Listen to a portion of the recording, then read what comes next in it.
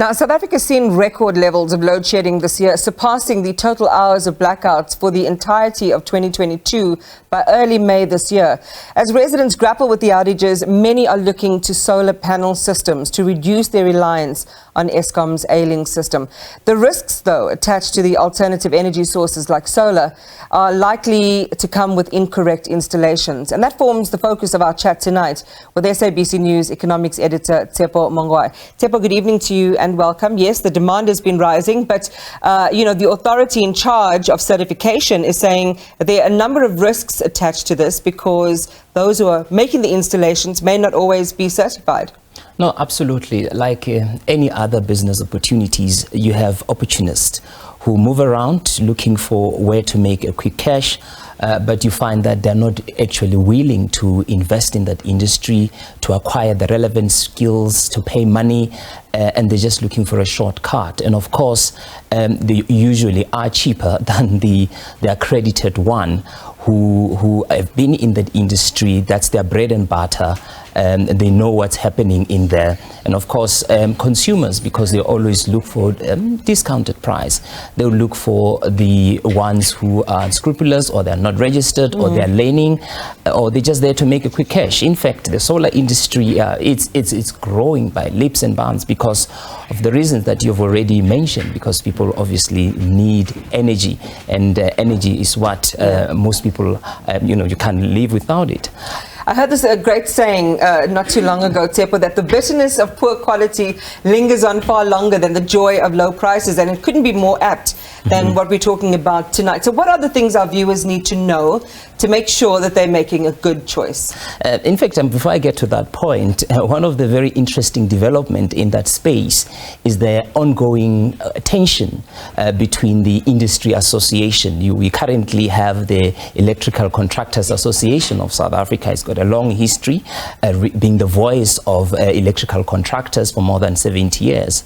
And then now you have the South African Photovoltaic Industry Association, which purports to be the voice of solar installers. And this is upsetting the Electrical Contractors Association because they are saying that there's nothing that makes solar installation unique. It's electrical construction installation and period. So they are actually challenging them because for a while they've been questioning SABC that they are requiring what you call a green card, which they have went to big industries and say that in order to be an accredited solar installer, you must have what you call the PV green card, which you pay between 20 and 30,000 rand.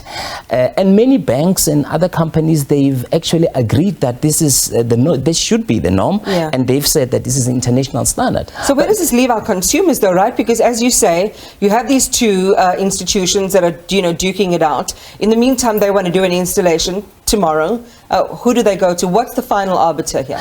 Well, we're not sure at the moment because the Electrical Contractors Association, they say that they've been doing it for 70 years. They are the voice of electrical installation in the country, and they've got a track record to prove, and they've been doing it even before it was fashionable.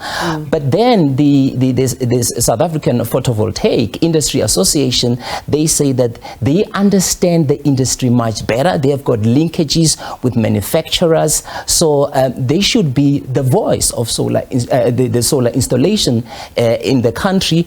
And what frustrates the Electrical Contractors Association is that they are now told that they need to carry their PV green card, which has nothing to do with them. It's for SABC, so that they can do the work. So this thing, it's ongoing, and it's actually raising a lot of questions in terms of who do we believe at the moment as consumers, and what needs to happen in order to have the peace of mind to know that we're dealing with the right people. Well, there is, some relief or some recourse, I should say, for consumers in the Consumer Goods and Services Ombudsman. The interesting thing about the figures that they put out earlier this year is that north of 46% of claims could not be substantiated or verified because those suppliers had simply disappeared off the grid, pun intended. And that could be a lesson for our viewers to look at the track record of any installer. Absolutely. I think number one is, for as long as an installer is registered with the Department of Labour as an electrical installer, that gives a peace of mind that they are indeed accredited. Whether they have a PV green card or not, in terms of legislation, is not a requirement. It could be a way of the industry, because we know that organized bodies, they come up with legislation and ways to keep new players out. It could be a way. But I think the most important thing, the person must be registered, or the company must be registered with the Department of Labour, and at least you have some peace of mind that they know what they're doing. We led this into our conversation today. Just a quick word on GDP, your expectation. Conventionally speaking, we're not expecting numbers that will put us firmly into a recession, but who knows? What are your thoughts? Yeah, well, broadly, most economists are expecting some kind of activity in terms of growth, but quite marginal. It's not going to make much difference, but at least based on what we are hearing, we will avert a technical recession as 2 consecutive quarters of a contraction. And we are told that perhaps what mining and manufacturing could have helped in averting that recession. But you never know with these numbers until they are out. But it will be close, very close to that. Either we can't rule out a recession. It could still happen, but most voices actually, based on the numbers that came out in recent weeks and months, it's likely that we would have averted a recession. From your lips to the economy god's ears. Thank you, Tshepo Mongwai, our SABC News economics editor.